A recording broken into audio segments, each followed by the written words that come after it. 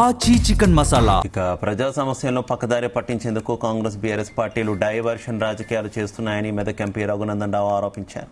గజ్వేలపట్నంలో పలు అభివృద్ధి పనులకు ఆయన శ్రీకారం చుట్టారు. ఇక ఫీజు రియంబర్స్మెంట్, స్కాలర్షిప్ల కోసం విద్యార్థులు రోడ్డెక్కుతున్నారని తెలిపారు. పీసీసీ అధ్యక్షుడు మహేష్ కుమార్ గౌడ్కు విద్యార్థులపై నిజంగా చిత్తశుద్ధి ఉంటే ఫీజు రియంబర్స్మెంట్పై శ్వేతపత్రం విడుదల చేయాలని డిమాండ్ చేశారు. కాళేశ్వరంపై బీఆర్ఎస్, కాంగ్రెస్ పరస్పరం విమర్శలు చేసుకుంటూ ప్రజా సమస్యలు పట్టించుకోవడం లేదన్నారు.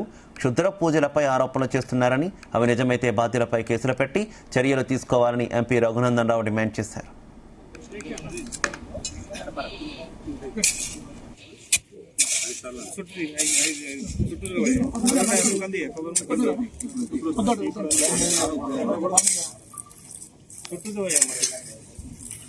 అందరూ మళ్ళీ పసుపు పని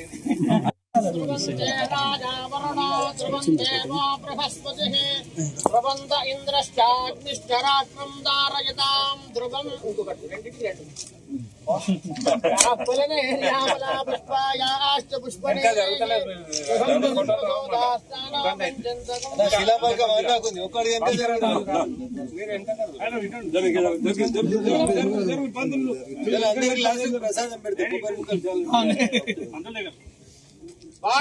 నేను తిట్టినట్టు చేస్తా, నువ్వు కొట్టినట్టు చేయని విషయాలని డైవర్ట్ చేస్తూ రాష్ట్ర వ్యాప్తంగా ఉన్నటువంటి విద్యార్థులంతా ఫీజు రియంబర్స్మెంట్ కోసం రోడ్లెక్కి సంతకాల సేకరణ చేసి గొడవ చేస్తూ ఉంటే ఫీజు రియంబర్స్మెంట్ ఇవ్వాల్సినటువంటి ప్రభుత్వం విషయాన్ని పక్కదారి పట్టించినందుకు ఒక ఆయన క్షుద్ర పూజలు అంటాడు, ఇంకొక ఆయన చర్చకు వస్తామా అంటాడు, ఇంకొక ఆయన తొడలు కొడతామంటారు.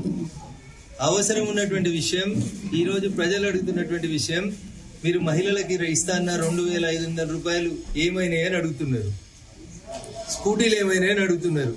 ఫీజు రియంబర్స్మెంట్ రాక సుమారు 20 లక్షల మంది విద్యార్థులు నానా అవస్థలు పడి పై కోర్సులకు పోవాలంటే ఉద్యోగాలు వచ్చిన చోట ఒరిజినల్ సర్టిఫికెట్లు రేక నానా ఇబ్బందులు పడుతున్నటువంటి ప్రస్తుత తరుణంలో ఫీజు రియంబర్స్మెంట్ అనేటువంటి అంశాన్ని పక్కదారి పట్టించినందుకు సాక్షాత్తు పీసీసీ ప్రెసిడెంటే క్షుద్ర పూజల పంచాయతీ చేస్తాడు. ఈ రాష్ట్రంలో అధికారంలో ఉంది కాంగ్రెస్ పార్టీ. ఒకవేళ ఎవడన్నా తవ్వ తప్పి క్షుద్ర పూజలు చేస్తే ఎందుకు మరి మీ పోలీసులు తీసుకొచ్చి వాళ్ళు లోపలేసినందుకు ఇంత భయం ఎందుకు అవుతుంది?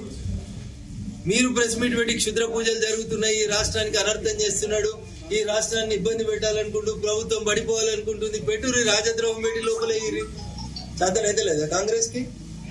కార్ల కేసు అట్లా ఇడిచి పెడితే, కాళేశ్వరం ఇట్లా ఇడిచి పెడితే, ఉత్తగా నువ్వు కొట్టినట్టు నేను తిట్టినట్టు చేస్తా, ఇట్లా ఒకరినొకరు తిట్టుకుని నటించుకున్నాడు తప్ప నిజాయితీగా ప్రజా సమస్యల పరిష్కారం పట్ల టీఆర్ఎస్ కు చిత్తశుద్ధి లేదు.